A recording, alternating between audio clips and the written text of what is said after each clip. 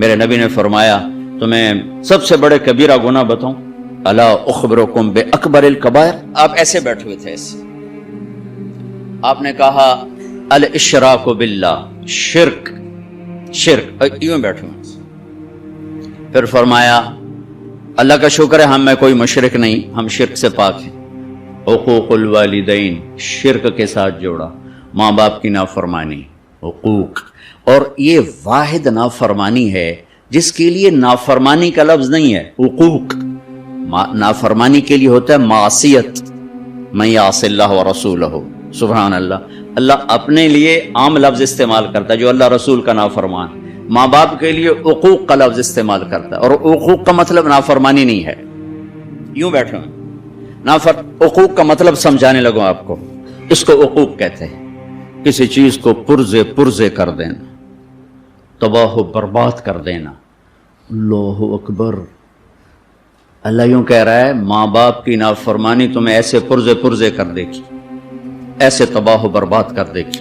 ہاں اگر وہ نافرمانی کا کہیں پھر نہیں ماننی، ماں ہی کہے رشوت لے آ، وہ نہیں ماننی، لیکن شریعت کے اندر ماں باپ کو تنگ کرنا یہ نتیجہ ہے اس کا، تو پرزے ہو جاتا ہے۔ میرے نبی نے فرمایا کبھی میری ماں زندہ ہوتی نا تو تم دیکھتے میں اس کی خدمت کیسی کرتا۔ میں عشاء کی نماز کے مصلی پہ کھڑا ہوتا اور سورۃ فاتحہ شروع کر چکا ہوتا، فرض، سنت نہیں، نفل نہیں، فرض کا میں نماز شروع کر چکا ہوتا، اور ادھر سے میرے گھر سے آواز آتی محمد، تو میں نماز توڑ کے کہتا لبیک اماں جان، لبیک یا اماں، لبیک یا اماں، ماں جی حاضر، نماز بعد میں پڑھوں گا، ماں جی حاضر۔ یہ وہ ہستی ہیں ماں کی خدمت کی جو تمنا کر رہے ہیں، جن کو اللہ نے جنت کی چابی پکڑائی، جن کو اللہ نے تاجدار ختم نبوت بنایا، جن کو اللہ نے سبب کائنات بنایا، جن کے وجود کی قسمیں اٹھائیں، لعمرک، میرے محبوب آپ کی جان کی قسم، جن کے چہرے کی قسم اٹھائی، والضحیٰ، آپ کے روشن چہرے کی قسم، جن کی زلفوں کی قسم اٹھائی، واللیل اذا سجا، آپ کی سیاہ زلفوں کی قسم، جن کے شہر کی قسم اٹھائی، وہذا البلد الامین، جن کی زبان سے نکلے بول کی قسم اٹھائی، لعمرک انہم لفی سکرتہم یعمہون، جن پر اترنے والی کتاب کی قسم اٹھائی، تورات زبور انجیل کی قسم نہیں اٹھائی، قاف والقرآن المجید، جن کی رسالت پر قسم اٹھائی، یاسین والقرآن الحکیم انک لمن المرسلین، جن کا وکیل، یہ جو وکیل بیٹھے ہوئے ہیں یہ دلیل پیش کرتے ہیں، قسمیں نہیں اٹھاتے، قسمیں گواہ اٹھاتا ہے۔ اگر وکیل بھی قسمیں اٹھانے لگ جائیں تو ان کے دلائل کمزور پڑ جاتے ہیں، تو میں قربان جاؤں، میرا اللہ اپنے نبی کا وکیل بھی بنتا ہے، گواہ بھی بنتا ہے، وکیل بن کے دلائل دیتا ہے اور گواہ بن کے قسمیں اٹھاتا ہے، دونوں کام اکٹھے ہی، ادھر گواہ الگ ہوتا ہے، وکیل الگ ہوتا ہے، تو وکیل قسمیں پہ نہیں آتا، دلائل پر آتا ہے، اور گواہ قسم اٹھاتا ہے، تو میرا اللہ دونوں کام اکٹھے کر رہا ہے، والنجم اذا ہوا، گواہ بن رہا ہے، مجھے اس ستارے کی قسم، پورے ستاروں کو، نظام کائنات کی قسم، ان گھومنے والے ستاروں کی قسم، ما ضل صاحبکم وما غوا، یہ اللہ تعالیٰ گواہی دے رہے ہیں۔ پھر اب وکیل بن رہے ہیں، ما ینطق عن الہوا ان هو الا وحی یوحی علمہ شدید القوی ذو مرۃ فاستوی وهو بالافق الاعلی ثم دنا فتدلی فکان قاب قوسین او ادنی فاوحی الی عبده ما اوحی ما کذب الفؤاد ما رأى افتمارونہ علی ما یری۔ وکیل بھی بنتا ہے، گواہ بھی بنتا ہے، وکیل صفائی بھی بنتا ہے اور گواہ بھی بنتا ہے۔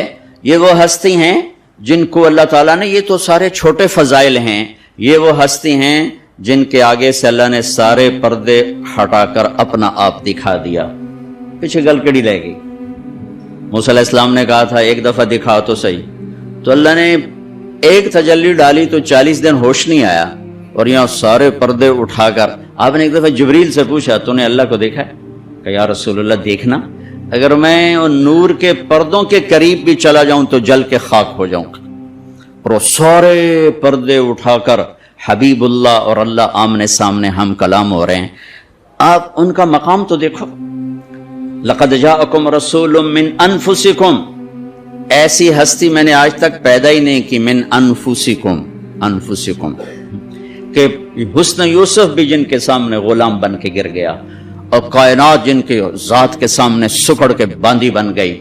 اور دیکھو نا، ایک میری پسند کا لیول ہے، ٹھیک ہے، ایک جہاں-زیب کی پسند کا لیول ہے، ایک صدر پاکستان کی پسند کا لیول ہے، ایک کسی اللہ کے عارف محبوب مقرب کی پسند کا لیول ہے. تو بڑھتا جائے گا نا. اللہ کی پسند کا لیول کوئی قائم کیا جا سکتا؟ تو جسے اللہ کہے آپ میرے حبیب ہیں، وہ کیا چیز ہوگی؟ جیسے اللہ اپنی ہر صفت میں لامحدود ہے تو اپنی پسند میں بھی لامحدود ہے، تو جسے انہوں نے چنا وہ کیسے ہوگی؟ میری زبان کیا کہہ سکتی؟ من انفسکم، من انفسکم. ایسا ہے کوئی؟ ہے کائنات میں ایسا ہے کوئی چیزوں کو بنایا ایسے؟ ہاں، بنانے میں تو سب سے پہلے بنایا، ظہور سب سے آخر میں ہوا. ابو ہریرہ نے پوچھا یا رسول اللہ آپ نبی کب بنے تھے؟ تو اس کا جواب ہے 40 سال کی عمر. تو آپ نے کہا ابو ہریرہ ابھی آدم کی مٹی اکٹھی نہیں ہوئی تھی کہ میں نبی بن گیا تھا. سبحان اللہ. ظہور ہوا 571 عیسوی 22 اپریل 12 ربیع الاول 1 جیٹھ 628 بکرمی، پیر کی صبح 4:20 پر. 4:20 پر میں اس لیے کہتا ہوں کہ آپ پیر کی صبح صادق میں تشریف لائے. اس سے صبح صادق کا مطلب ہے کہ ادھر دنیا کا سورج نکل رہا تھا اور اس کے ساتھ ہی نبوت کا سورج بھی نکل رہا تھا. یہ مناسبت ہے. ادھر دنیا کے اندھیروں کو دور کرنے کا سامان ہو رہا تھا اور ادھر دل کے اندھیروں کو دور کرنے کا سامان ہو رہا تھا. اور ربیع الاول، ربیع کہتے ہیں بہار کو، ادھر دنیا کی بہار آ رہی تھی اور ادھر دین کی بہار آ رہی تھی. یوں اللہ نے اس کو جوڑ بیٹھایا. تو میں نے مکہ میں دیکھا کہ 22 اپریل کو صبح صادق کب ہوتی ہے؟ تو 4:20 پر تھی. تو میں کہہ دیتا ہوں 4:20 پر. مطلب یہ کوئی پیچھے سے لکھی ہوئی بات نہیں ہے. اس وقت تو گھڑیاں نہیں تھی، گھنٹے نہیں تھے. اب میں اضافہ کر سکتا ہوں کہ 22 اپریل کو 4:20 پر صبح صادق ہوتی ہے. لقد جاءکم رسول من انفسکم. ایسی ہستی ہیں کہ کوئی ان جیسا ہے نہیں. پھر دوسرا ہے لقد جاءکم رسول من انفسکم.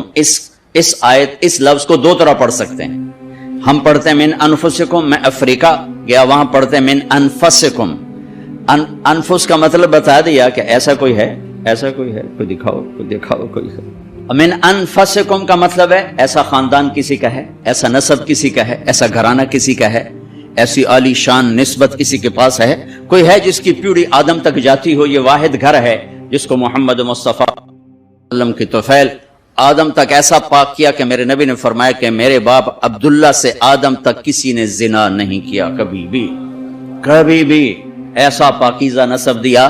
انفسکم، سب سے عالی نسب محمد بن عبداللہ بن عبد المطلب بن ہاشم بن عبد مناف بن قصی بن کلاب بن مرہ بن کعب بن لوی بن غالب بن فہر بن مالک بن نضر بن کنانہ بن خزیمہ بن مدرکہ بن الیاس بن مدر بن نزار بن معد بن عدنان بن اود بن حمیسہ بن سلامان بن عوس بن بوز بن قموال بن ابی بن عوام بن ناشد بن حزا بن بلداس بن یدلاف بن طابخ بن جاحم بن ناحش بن ماقی بن عیفی بن عبقر بن عبید بن الدعاء بن حمدان بن سنبر بن یثربی بن یحزن بن یلحن بن ارعوا بن عیدی بن زیشان بن عیسر بن اقنات بن ایہام بن مقصر بن ناحد بن زار بن سمی بن مزی بن عوض بن عرام بن قیدار بن اسماعیل بن ابراہیم بن آذر بن ناحور بن سروج بن رعو بن فائج بن عابر بن ارفشاد بن سام بن نوح بن لامک بن متوشالے بن ادریس بن یرد بن ملح الایل بن قینان بن آنوش بن شیس وبن آدم علیہ الصلاۃ والسلام. من انفسکم. ہے کوئی ایسا؟ ہے کوئی ایسا؟ کوئی ہے؟ دکھاؤ. کوئی ہے؟ نہ ذات میں اس جیسا ہے یعنی شخصیت، اور نہ سلسلہ نسب میں کوئی اس جیسا ہے، نہ ایسا عالی خاندان ہے کوئی، نہ کوئی ایسی عالی ذات ہے کوئی کہ جن کے وجود کی میرا رب قسمیں اٹھائے. سارے نبیوں کی سرداری کا تاج سر پہ سجایا، اور پھر نام بھی کیا رکھا؟ محمد، احمد. آپ کے نام تو خیر بہت ہیں، جتنی صفات ہیں اتنے نام ہیں. تو صفات لامحدود ہیں، لہذا نام بھی لامحدود ہیں۔ جو علماء جمع کر سکے، وہ میرے پاس ایک کتاب ہے 1177 نام ہیں میرے نبی کے جو جمع کیے جا سکے، وہ اس سے بہت زیادہ ہیں، جمع اتنے ہوئے، یہ نہیں کہ اتنے ہی ہیں۔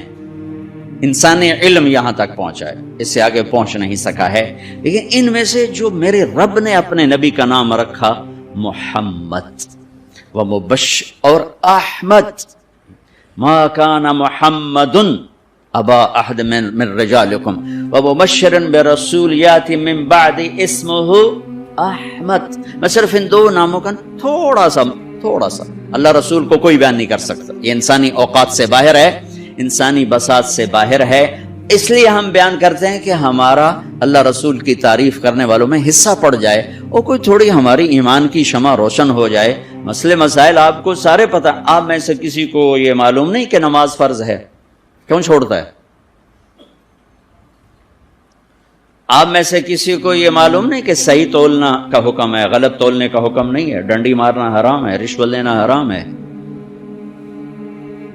تو میں فتوے کی زبان نہیں بول رہا، میں اللہ رسول کے عشق کی زبان بولنا چاہتا ہوں کہ عشق آدمی کو بہت کچھ کروا دیتا ہے، عقل حیران رہ جاتی ہے۔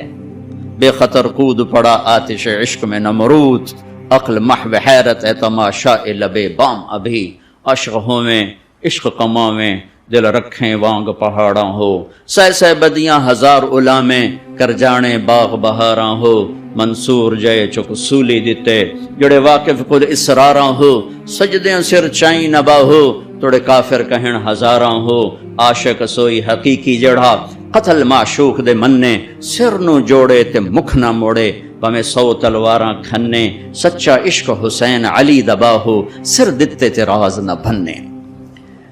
تم رشوت کہتے ہو، تم جھوٹ کہتے ہو، جب اللہ رسول میں تھوڑی جی چنگاری لگ گئی نا، ہائے ہائے ہائے، تمہیں قربان ہونا محبوب نظر آئے گا۔ کربلاؤں کی تاریخ کے پیچھے فلسفہ نہیں ہے، عشق ہے۔ کربلاؤں کی تاریخ کے پیچھے قانون نہیں ہے، قانون تو کہتا جان بچانے کے لیے بیعت کر لو، جائز ہے، بعد میں مدینے جا کے توبہ کر لینا، جائز ہے، قانون یہ بتاتا ہے، اور عشق بتاتا ہے نیزے پہ چڑھنا میری سرداری اور عزت۔